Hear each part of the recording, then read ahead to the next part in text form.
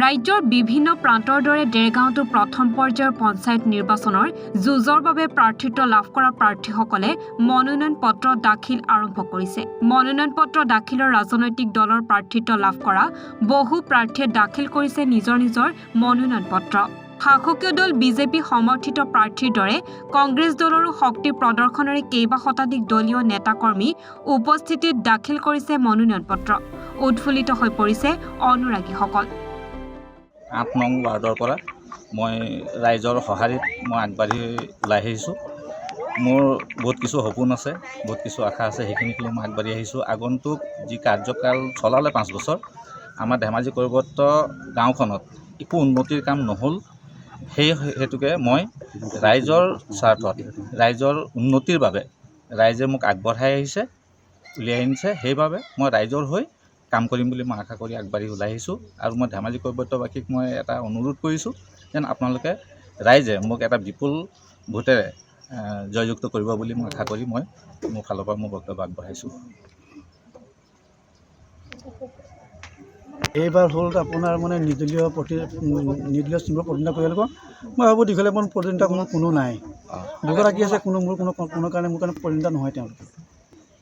হয়, প্ৰথমতে আপোনালোকক মই সংবাদ মাধ্যমক ধন্যবাদ জনাইছোঁ যে এইবাৰ অসম চৰকাৰে দলীয় চিম্বলত কোনো প্ৰতিনিধিত্ব কৰিব দিয়া নাই, নিৰ্দলীয় চিম্বলত প্ৰতিনিধিত্ব কৰিব দিছে। মাত্ৰ দলীয় চিম্বল 2খন থাকিব, জিলা পৰিষদ আৰু আঞ্চলিক পঞ্চায়ত, আৰু মেম্বাৰখিনি নিৰ্দলীয় প্ৰতিনিধিত্ব কৰিব। যোৱাবাৰ ৰাইজে মোক এই 5 নং ৱাৰ্ডত বিপুল ভোটৰ জয়যুক্ত কৰিছিলে। এইবাৰ ৰাইজৰ পূৰ্ণ সমৰ্থন আপোনালোকে দেখিছে, পূৰ্ণ সমৰ্থন কৰিছে যে এইবাৰ মোক ভাগ কৰিছে যে আপোনাক এইবাৰ আমি আকৌ মনোনীত কৰিছোঁ যে আপুনি এইবাৰ আকৌ জয়ী আহক। আৰু ৱাৰ্ডৰ যিখিনি কৰণীয় কাম আছে যথেষ্ট কাম কৰিলোঁ, আৰু অলপ কাম কৰিবলগীয়া আছে। এইবাৰ এইখিনি সম্পূৰ্ণ কৰিবলৈ ৰাইজে আস্থা বিশ্বাস মোৰ ওপৰত কৰিছে, সেইকাৰণে ৰাইজে মোক সঁহাৰি জনাইছে। আৰু মই আপোনাৰ সংবাদ মাধ্যমে ৰাইজক জনাব বিচাৰিছোঁ যে ৰাইজে পুনৰবাৰ মোক বিপুল ভোটত জয়যুক্ত কৰিব বুলি।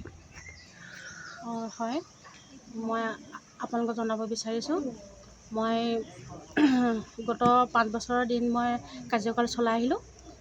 ৱাৰ্ডত যিখিনি মই সমস্যা আছিলে, যিখিনি পাৰোঁ মোৰ পধ্যে মই সেইখিনি সমাধান কৰি আহিলোঁ।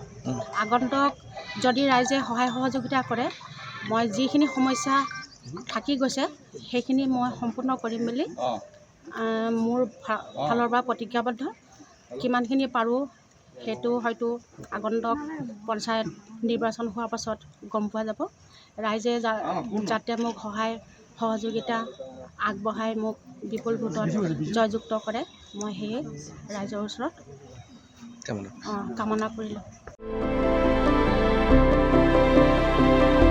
ডেৰগাঁৱৰ পৰা ভূপেন শইকীয়াৰ ৰিপৰ্ট, এনি ভাৰত 24।